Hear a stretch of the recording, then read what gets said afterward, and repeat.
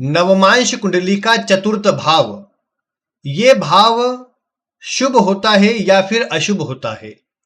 यह आपके जीवन में रक्षा करने का काम करता है या यही भाव आपके जीवन में परेशानियों को लेकर के आता है? आज मैं आपको इसी से जुड़ी जानकारी देने वाला हूं। नवमांश कुंडली से जुड़ा एक महत्वपूर्ण सूत्र आपको बताने वाला हूं। आप सभी जानते हैं कि नवमांश कुंडली का मुख्य उपयोग वैवाहिक जीवन की स्थिति को देखने के लिए, जीवन साथी या सप्तम भाव से जुड़ी बारीकियों को देखने के लिए किया जाता है।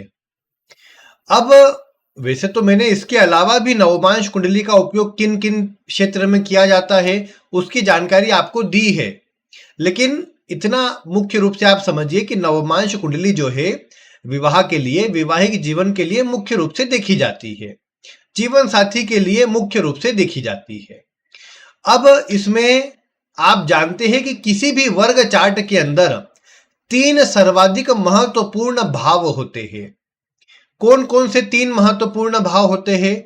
सबसे पहला महत्वपूर्ण भाव होता है उस नवमांश कुंडली का या उस वर्ग चार्ट का लग्न, क्योंकि लग्न और लग्न की मजबूती ये बताएगा कि व्यक्ति किस प्रकार से उस वर्ग चार्ट का लाभ उठा पाएगा। जैसे नवमांश का लग्न ये बताता है कि व्यक्ति विवाह से जुड़े निर्णयों को किस प्रकार से लेगा, विवाह और जीवन साथी के प्रति उसका रवैया कैसा रहेगा, उसका विचार कैसा रहेगा, विवाह करते समय वो क्या क्या बातों पर विचार करेगा या क्या उसके ध्यान में रहेगा, ये हम लग्न से देखेंगे, नवमांश कुंडली के लग्न से देखेंगे।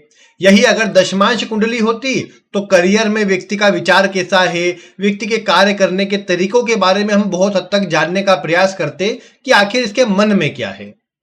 फिर दूसरे नंबर पर जो महत्वपूर्ण भाव होता है वो वही भाव होता है जो उस वर्ग चार्ट का प्रमुख भाव है। जैसे नवमांश विवाह के लिए देखा जाता है तो सप्तम भाव महत्वपूर्ण है, दशमांश करियर के लिए देखा जाता है तो दशम भाव महत्वपूर्ण है, सप्तमांश वर्ग चार्ट संतान के लिए देखा जाता है तो पंचम भाव महत्वपूर्ण है।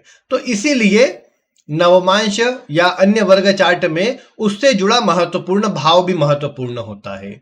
लेकिन एक और महत्वपूर्ण भाव हर वर्ग चार्ट में होता है और वो होता है उसका चतुर्थ भाव। हर वर्ग चार्ट का चतुर्थ भाव इस बात को दर्शाता है कि उस वर्ग चार्ट का सुख आपको कैसा मिलेगा। जैसे अगर आप पहले से जुड़े हैं तो मैंने आपको नवमांश से जुड़ी एक बहुत पहले वीडियो दी थी जिसमें मैंने आपको बताया था कि नवमांश कुंडली अगर आपको देखना है कि इसका शुभ प्रभाव आपके जीवन में मिलेगा या नहीं तो आप उसके चतुर्थ भाव को देखिए। नवमांश कुंडली के चतुर्थ भाव से शुभ ग्रहों का संबंध, चतुर्थ भाव का शुभ अवस्था में होना इस बात को दर्शाता है कि आपका वैवाहिक जीवन अच्छा रहेगा या ये स्थिति डिवोर्स तक नहीं जाएंगी। विशेषकर मैंने गुरु पर जोर देकर आपको बताया था कि नवमांश के चतुर्थ भाव को अगर गुरु देखता हो तो ये विवाह को खराब नहीं होने देगा, विवाह को बचाए रखेगा, वैवाहिक जीवन को बनाए रखेगा। ऐसी जानकारी मैंने आपको पहले दी थी। अब वैसे तो इसमें बहुत से फैक्टर देखने वाले होते हैं, लेकिन एक सामान्य सूत्र मैंने चतुर्थ भाव से जुड़ा आपको बताया था कि उस वर्ग चार्ट का सुख कैसा मिलेगा। अब नवमांश कुंडली में आप जानते हैं कि चतुर्थ भाव आपने देख लिया कि चलो ये शुभ है अशुभ है, उससे आपको एक मोटा आइडिया मिल गया कि हाँ ये भाव का जो प्रभाव है आपके जीवन में किस प्रकार का आएगा, सकारात्मक आएगा या नकारात्मक आएगा। लेकिन वो तो बात विवाह के लिए हो गई। ओवरऑल जीवन के लिए अगर आप बात करेंगे तो नवमांश कुंडली का चतुर्थ भाव बहुत सी बातों को दर्शाता है। जिसे एक बात आप समझिए, जिन दर्शकों को पता है उनके लिए एक बार बताता हूं मैं, आपने या जिन्हें नहीं पता उन्होंने एक बात सुनी होंगी 64वें नवमांश के बारे में, 64th नवमांश के बारे में आपने सुना तो होगा ही कि हाँ ये खराब होता है, इसमें जो ग्रह जाता है प्रॉब्लम देता है, इस तरह की बातें आपने सुनी होंगी। अब इसमें इसका सूत्र क्या होता है कि लग्न कुंडली में D1 चार्ट में कोई ग्रह अष्टम में हो और वो ही ग्रह नवमांश कुंडली में आपको चतुर्थ भाव में नजर आए तो ऐसा ग्रह 64th नवमांश में होता है और ये ग्रह अपनी दशा अंतरदशा में नेगेटिव प्रभाव देता है चोट चपेट, एक्सीडेंट, दुर्घटना, इस तरह की नेगेटिव घटनाएं जन्म देती है, जन्म लेती है उस समय पर जब इस तरह के ग्रह की दशा चले जो 64वें नवमांश में हो। यह तो एक सामान्य सूत्र है, लेकिन ज्योतिष के विभिन्न ग्रंथों में यह कहा गया है कि जब कोई ग्रह अष्टम लग्न में, अष्टम भाव में कोई ग्रह नहीं बैठा हो, तो ऐसी स्थिति के अंदर नवमांश कुंडली के चतुर्थ भाव का जो स्वामी होता है वही 64वें नवमांश का स्वामी होता है, और वो ग्रह आपके जीवन में परेशानियों को देने वाला और आपको जीवन में कष्ट या विपदा दिलाने वाला बन जाता है। तो आप सभी अपनी नवमांश कुंडली उठाइए और उसमें देखिए कि चतुर्थ भाव में कौन सा अंक लिखा है। जो भी अंक लिखा होगा वो ग्रह आपके जीवन में बड़ी नकारात्मक घटनाओं को देने का सामर्थ्य अपने अंदर रखता है। उस ग्रह की दशा में आपके स्वास्थ्य में खराबी हो सकती है, आपको बड़ा नुकसान हो सकता है, घर परिवार में किसी प्रियजन की मृत्यु की दुखद खबर आपको मिल सकती है। यानी किसी भी प्रकार के नेगेटिव जो भी आप घटनाओं का विचार कर सकते हैं वो ये चतुर्थ भाव का स्वामी नवमांश का आपको प्रदान कर सकता है। और इसीलिए सवाल उठता है कि आखिर नवमांश का चतुर्थ भाव अच्छा माने या खराब माने। तो इसे आप थोड़ा समझिए। आपने 64वें नवमांश के बारे में समझ लिया, मैंने आपको नवमांश के चतुर्थ का भी क्या महत्व होता है उसके बारे में बता दिया। अब यह समझिए कि शुभ है या अशुभ। इसके अलावा एक और बात इसमें आती है कि जैसे मान लो आपके नवमांश के चतुर्थ भाव में जो भी अंक लिखा है, जो भी राशि लिखी है, चतुर्थ भाव मतलब इस वाली फोटो में जो एक बड़ा भाव करके बताया गया स्पेशल रूप में जहां 4 का अंक लिखा है, वहीं आपकी नवमांश कुंडली में देखो कौन सा अंक है। अब जैसे मान लो किसी के उसमें 12 अंक लिखा हुआ है, तो अभी आप जानते हैं 12 के अंक पर शनि का गोचर चल रहा है। तो ऐसा शनि का गोचर इस जातक के लिए परेशानी लेकर के आएगा, जातक को मानसिक, शारीरिक और करियर से संबंधी परेशानियां देने का काम करेगा। यानी नवमांश के चतुर्थ भाव की राशि में जिस भी ग्रह का गोचर होगा वो आपके जीवन में कुछ नेगेटिव प्रभावों को जन्म देगा। उसमें भी पापक ग्रहों का गोचर, शनि, राहु, केतु का गोचर ज्यादा नकारात्मक प्रभावों को देता है। अब लेकिन इसे शुभ माने कि अशुभ, तो देखिए इतना आप समझिए कि जो भी ग्रह नवमांश के चतुर्थ का स्वामी है वो एक कमजोर या नेगेटिव ग्रह बनता है, ये बात पक्की है। उससे जुड़े नेगेटिव प्रभाव जीवन में मिलते हैं, इसलिए उसको बलवान करने से बचना चाहिए। पहली स्थिति ये बोलती है। दूसरी बात, अगर आप लग्न कुंडली को हटाकर केवल नवमांश को देखें तो नवमांश कुंडली में चतुर्थ के स्वामी का अच्छा होना आवश्यक है। मतलब आप नवमांश कुंडली आपने सामने रखी और आपने नवमांश कुंडली में देखा कि चतुर्थ का स्वामी अच्छे भाव में है, शुभ प्रभाव में है, तो ये आपके विवाह के लिए अच्छा है।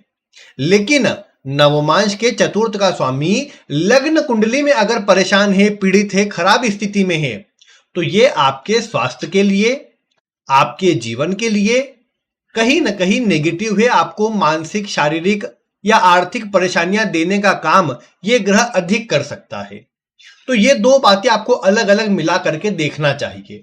जब बात विवाह की आएंगी, नवमांश चार्ट की आएंगी, तो नवमांश में चतुर्थ के स्वामी का अच्छा होना बढ़िया है, लेकिन वही चतुर्थ का स्वामी लग्न कुंडली में पीड़ित हो, खराब हो, लग्नेश से कनेक्शन बना ले तो आपको नकारात्मक प्रभाव प्रदान करेगा, आपको प्रॉब्लम में डालने का काम करेगा, या ये बोल सकता हूं कि आपके स्वास्थ्य पर भी इसके नेगेटिव प्रभाव आपको देखने को मिलेंगे।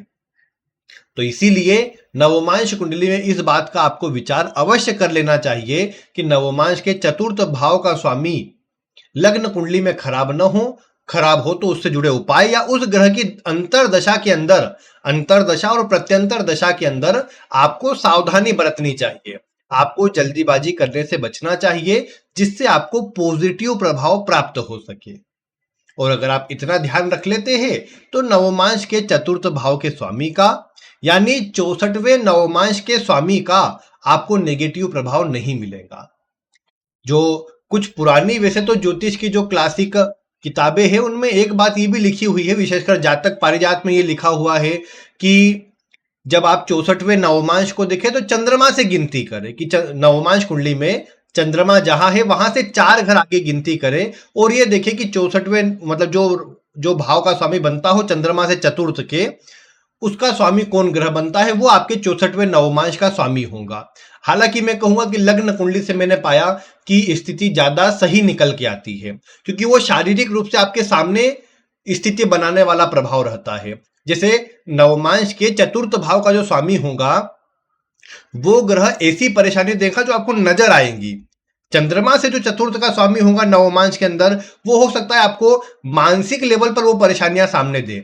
यानी जैसे मान लो नवमांश में चंद्रमा से चतुर्थ का स्वामी गुरु बन गया, तो ऐसे व्यक्ति को ज्ञान से जुड़ा या परिवार से जुड़ा परेशानी हो सकती है जो सामने नजर ना आए, वो केवल पारिवारिक संबंधों में नजर आए। जो ऐसा व्यक्ति अपने आप में जानता होगा वो इसके अंदर से कहीं ना कहीं वो बात निकल के आएंगी, क्योंकि चंद्रमा मन का कारक है, तो मन पर उसका प्रभाव पड़ेगा, सामने उसका प्रभाव नजर नहीं आएगा। लेकिन जो नवमांश के लग्न से चतुर्थ का स्वामी होगा, वो स्वामी आपको फिजिकल रूप में सामने नजर आएगा कि हाँ इसने ये परेशानी दी है।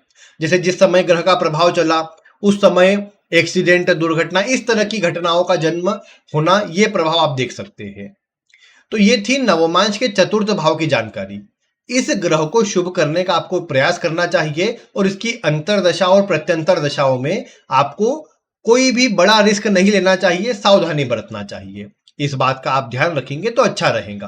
बाकी आज की वीडियो चूंकि 64वें नवमांश में नहीं थी, इसलिए मैंने ये भंग कैसे हो जाता है या इसके बचाव वाली स्थितियां क्या है वो मैंने उतनी नहीं बताई है। उस पर कभी आगे चर्चा करूंगा, क्योंकि जब मैं 64वां नवमांश आपको बताऊंगा तो वो किस प्रकार से मारक बन जाता है। जैसे ज्योतिष शास्त्र में वर्णन है कि जन्म कुंडली के 7वें, दूसरे, 64वें नवमांश का स्वामी, 12वें देशकांड का स्वामी, ये जो ग्रह निकल के आते हैं, इनमें से जो सबसे ज्यादा खराब स्थिति में हो वो उसकी अंतरदशा व्यक्ति की मृत्यु का समय होता है, उसकी अंतरदशा में व्यक्ति की मृत्यु होती है। लेकिन उसे निकालना कैसे, उसे देखना कैसे, इस पर कभी आगे चर्चा करेंगे। आज आप इस विषय का विचार कीजिए कि चतुर्थ का स्वामी आपकी नवमांश में कैसा है, जिससे आप जान पाएंगे कि विवाह के लिए वो प्रभाव कैसा देगा, वैवाहिक जीवन में तालमेल के लिए कैसा प्रभाव देगा, विवाह का सुख देगा या नहीं देगा, वो आप विचार कीजिए। और लग्न कुंडली में उसकी स्थिति देखकर ये विचार कीजिए कि वो अच्छा बैठा है या खराब बैठा है। अच्छा बैठा है तो आपको उतने नेगेटिव प्रभाव नहीं देगा, खराब होगा तो आपके जीवन में स्वास्थ्य या अन्य चीजों में जो भी मैंने आपको बताई उनमें प्रॉब्लम आपको देखने को मिलेगी। तो ये था आज का विषय। उम्मीद है कुछ नया आपको जानने को, सीखने को मिला होगा।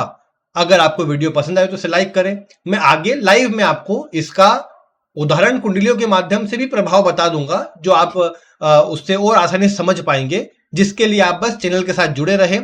और लाइव जो प्रत्येक रविवार को 7 बजे होता है उसमें भी आप जुड़े, अपनी जन्म कुंडली का अध्ययन कराना चाहे तो उसमें डिटेल्स आप भेजें। बाकी आज की वीडियो में इतना ही। वीडियो देखने के लिए आपका बहुत बहुत धन्यवाद।